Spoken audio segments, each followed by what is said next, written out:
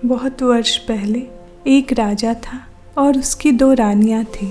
बड़ी रानी शोभा बहुत अच्छे स्वभाव की दयालु स्त्री थी। छोटी रानी रूपा बड़े कठोर और दुष्ट स्वभाव की थी। बड़ी रानी शोभा के एक पुत्री थी, उसका नाम देवी था। रानी रूपा के भी एक बेटी थी, उसका नाम तारा था। रानी रूपा बड़ी चालाक और महत्वाकांक्षी स्त्री थी। वह चाहती थी कि राज्य की सत्ता उसके हाथ में रहे। राजा भी उससे दबा हुआ था। रानी रूपा बड़ी रानी और उसकी बेटी से नफरत करती थी। एक दिन उसने राजा से कह दिया कि रानी शोभा और देवी को राजमहल से बाहर निकाल दिया जाए। राजा रानी रूपा की नाराजगी से डरता था। उसे लगा कि उसे वही करना पड़ेगा जो रूपा चाहती है। उसने बड़ी रानी और उसकी बेटी को राजमहल के बाहर एक छोटे से घर में रहने के लिए भेज दिया। लेकिन रानी रूपा की नफरत इससे भी कम नहीं हुई। उसने देवी को आज्ञा दी कि वह प्रतिदिन राजा की गायों को जंगल में चराने के लिए जाया करे। रानी शोभा यह अच्छी तरह से जानती थी कि यदि उसकी बेटी देवी गायों को चराने के लिए नहीं गई तो रानी रूपा उन्हें किसी और परेशानी में डाल देंगी। इसीलिए उसने अपनी बेटी को कहा कि वो रोज सुबह गायों को जंगल में लेकर चराने जाए और शाम के समय उन्हें वापस ले आया करे। देवी को अपनी माँ का कहना तो मानना ही था, इसीलिए वह रोज सुबह गायों को जंगल में ले जाती। एक शाम जब वह जंगल से घर लौट रही थी तो उसे अपने पीछे एक धीमी सी आवाज सुनाई दी, देवी देवी क्या तुम मुझसे विवाह करोगी? देवी डर गई। जितनी जल्दी हो सका उसने गायों को घर की ओर भेजा। दूसरे दिन भी वह जब घर लौट रही थी तो उसने वही आवाज फिर से सुनी। वही प्रश्न फिर उससे पूछा गया। रात को देवी ने अपनी माँ को उस आवाज के बारे में बताया।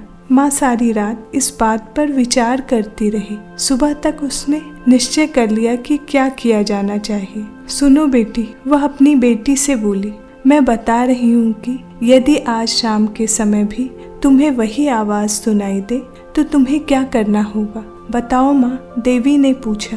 तुम उस आवाज को उत्तर देना। रानी शोभा ने कहा, कल सुबह तुम मेरे घर आ जाओ, फिर मैं तुमसे विवाह कर लूंगी। लेकिन माँ, देवी बोली, हम उसे जानते तक नहीं।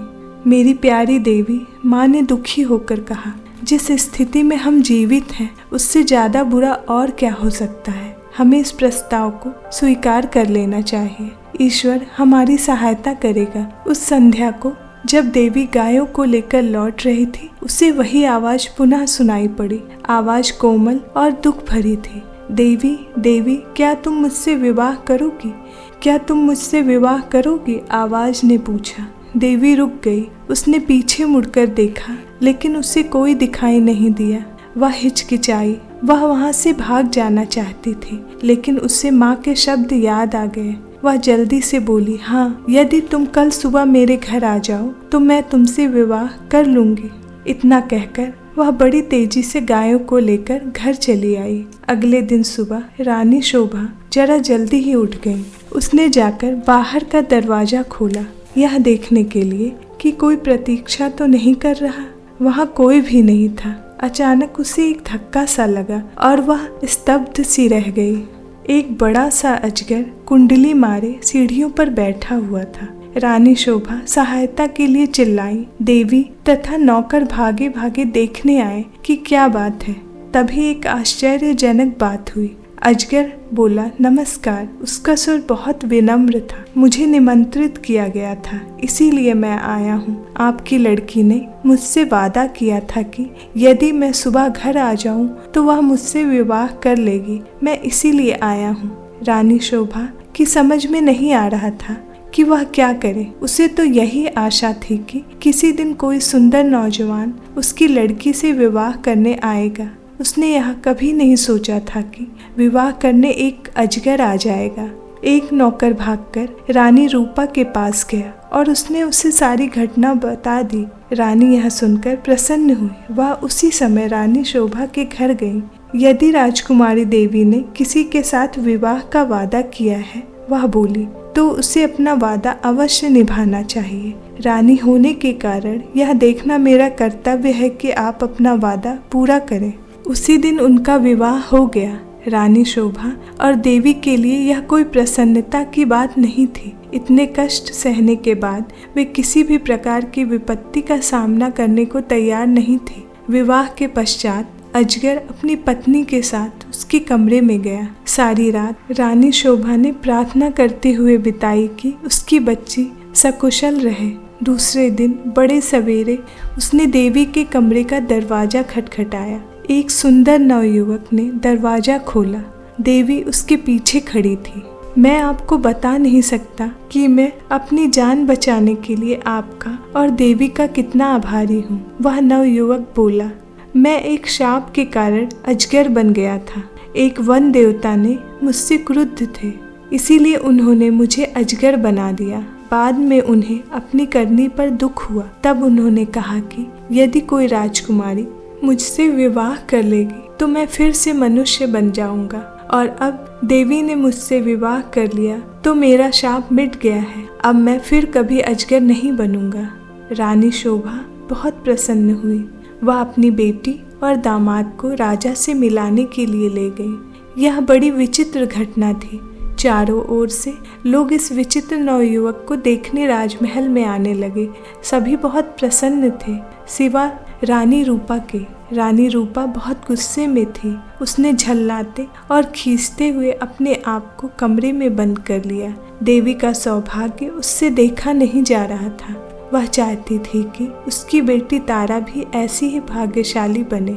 आखिरकार उसे एक युक्ति सूझी।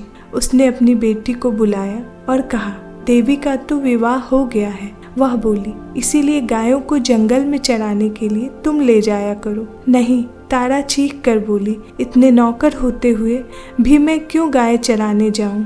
यह मेरी आज्ञा है। रानी क्रुद्ध होकर बोली, एक बात और भी सुनो। यदि जंगल में कोई तुमसे विवाह का प्रस्ताव रखे तो तत्काल यह कह देना कि तुम विवाह के लिए राजी हो। यदि वह अगले दिन सुबह हमारे घर आ जाए। तारा माँ की इस योजना से भयभीत हो गई। वह गायों को जंगल में नहीं ले जाना चाहती थी। वह खूब रोई, लेकिन रानी फिर भी नहीं पिघली। तारा को उसकी आज्ञा माननी ही पड़ी। तारा रोज सुबह गायों को जंगल में चराने के लिए ले जाती और फिर शाम के समय वापस ले आती।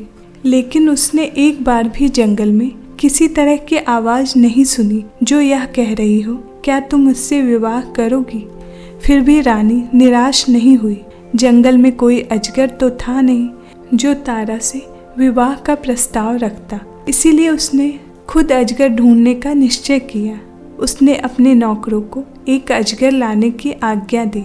बहुत खोज करने पर काफ़ी दिनों पश्चात उन्हें एक बहुत बड़ा अजगर मिला। उसे पकड़कर वे राजमहल में ले आए। आखिरकार रानी का अभिप्राय पूरा हो गया और उसने तारा का विवाह इस अजगर से कर दिया। अब रानी को संतोष हुआ। विवाह की रात तारा तथा अजगर को एक कमरे में बंद कर दिया गया। रानी अधीरता से सुबह की प्रतीक्षा कर रही थी। रानी रूपा ने सवेरे सवेरे ही बेटी के कमरे का दरवाजा खटखटाया, लेकिन कोई उत्तर नहीं मिला। उसने सोचा जरा और जोर से दरवाजा खटखटाएं, लेकिन दरवाजा तब भी नहीं खुला। रानी और प्रतीक्षा नहीं कर सकी और उसने धक्का देकर दरवाजा खोल दिया। मोटा अजगर जमीन पर पड़ा हुआ था, लेकिन तारा का कहीं पता नहीं था।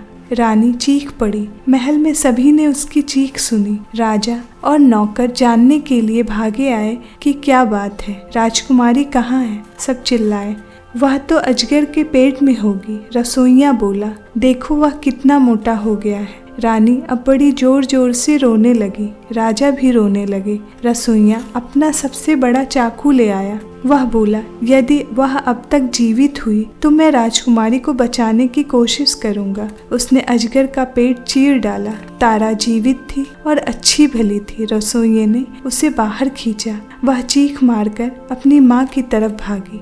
अजगर की मृत्यु हो गई और साथ में रानी रूपा की इस इच्छा का भी अंत हो गया कि तारा का विवाह देवी की तरह ही किसी योग्य और संपन्न नवयुवक से हो। मेरी कहानी आपको कैसी लगी? कमेंट सेक्शन में लिखकर बताइए। ऐसी और कहानियों को सुनने के लिए मेरे चैनल को लाइक और सब्सक्राइब करें।